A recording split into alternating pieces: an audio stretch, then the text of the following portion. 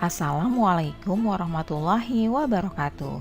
Hai sahabat pintar, apa kabar? Semoga kalian selalu sehat dan tetap bersemangat ya.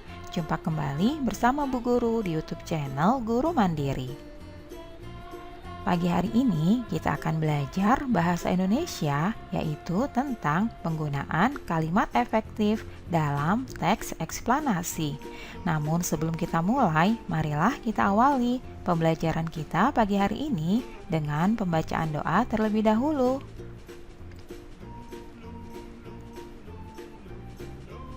Adapun tujuan pembelajaran kita pagi ini yaitu siswa dapat menuliskan kalimat efektif yang tepat dalam teks eksplanasi.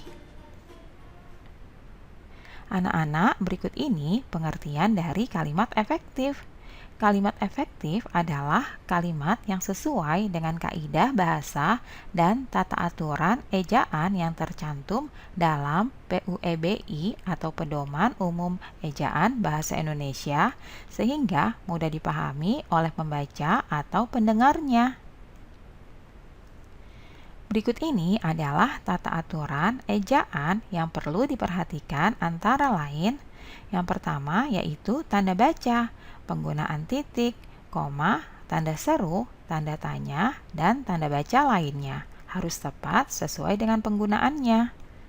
Kemudian yang kedua, penggunaan huruf kapital.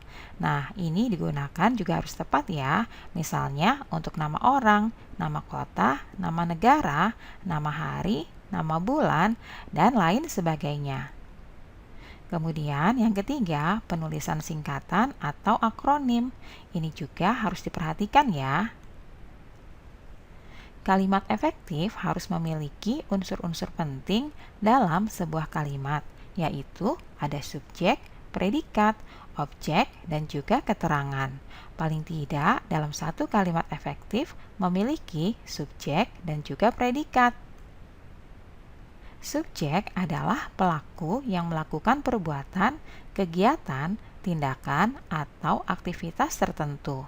Jadi, subjek di sini adalah orangnya ya. Kemudian yang kedua, predikat, ialah tindakan atau kegiatan yang sedang dilakukan oleh subjek. Bisa dikatakan predikat ini adalah pekerjaan atau kegiatan yang sedang dilakukan.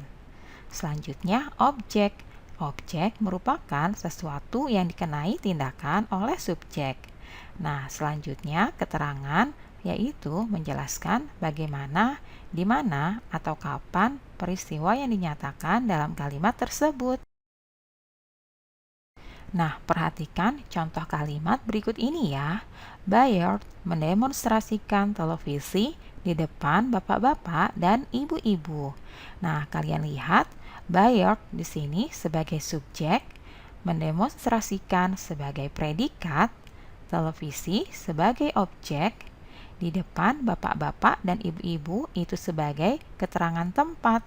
Nah, inilah contoh dari kalimat efektif yang memenuhi unsur-unsur yang terdiri dari subjek, predikat, objek, dan keterangan. Anak-anak, kalimat efektif yang baik menggunakan kosakata baku dalam penulisannya. Untuk melihat apakah kata baku yang kita gunakan sudah baik dan sesuai aturan, kita dapat melihatnya dalam KBBI atau Kamus Besar Bahasa Indonesia, baik secara online atau dalam bentuk buku. Berikut ini adalah beberapa contoh kata tidak baku dan kata baku. Kata tidak baku antara lain apotik, izin, antri, fotosintesa, hisap, dan bertanggung jawab yang penulisannya digabung. Sedangkan kata bakunya dari kata-kata yang tadi adalah apotek, izin, antre, fotosintesis, hisap, dan bertanggung jawab dengan penulisan dipisah. Anak-anak, kalimat efektif itu harus hemat dalam penggunaan kata. Jangan menggunakan kata, frase, atau bentuk lain yang tidak perlu ya. Contohnya seperti berikut ini. Bayard mendemonstrasikan televisi di depan para bapak-bapak dan ibu-ibu. Nah, anak-anak, ini adalah merupakan contoh kalimat yang tidak efektif ya, karena di sini menggunakan kata yang tidak perlu, yaitu penggunaan kata para di depan kata bapak-bapak. Seharusnya penulisannya sebagai berikut ya. Baird mendemonstrasikan televisi di depan bapak-bapak dan ibu-ibu. Jadi, penggunaan kata para itu ditiadakan ya, karena tidak perlu. Nah, inilah contoh kalimat efektif. Nah, selanjutnya kalian baca paragraf berikut ini ya. Saat ini, komunikasi antar manusia semakin mudah berkat temuan telepon. Ditemukan alat komunikasi ini yang pertama oleh Alexander Graham Bell. Pada saat bermukim di London, Bell sempat belajar tentang percobaan yang dilakukan oleh Hermann Ludwig von Helmholtz yang bisa menghasilkan bunyi yang terdengar nyaring. Kemudian, suara yang keluar dari mulut saat berbicara, Bell pelajari pada tahun 1865. Nah, anak-anak, dari paragraf ini, coba kalian koreksi ya. Apakah terdapat kalimat yang tidak efektif? Kalian tuliskan ya kalimat yang kalian temukan, yaitu kalimat yang tidak efektif. Kemudian, kalian perbaiki menjadi kalimat yang efektif. Kata atau kalimat dari paragraf ini yang tidak efektif antara lain temuan.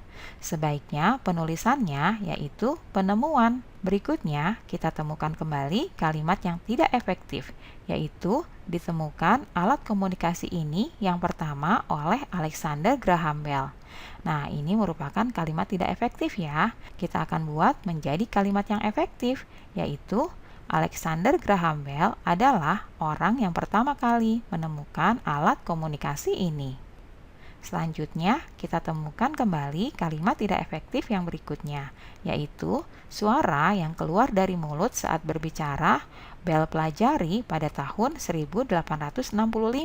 Ini pun merupakan kalimat yang tidak efektif ya. Nah, kita akan perbaiki menjadi kalimat yang efektif, yaitu pada tahun 1865 mempelajari lebih mendalam tentang suara yang keluar dari mulut saat berbicara. Nah, anak-anak, itulah tadi kita sudah belajar tentang kalimat tidak efektif dan juga kalimat yang efektif. Demikianlah pembelajaran kita pagi hari ini anak-anak. Semoga bermanfaat untuk kalian semuanya ya. Sampai jumpa lagi pada video pembelajaran selanjutnya. Salam sehat dan tetap semangat. Wassalamualaikum warahmatullahi wabarakatuh.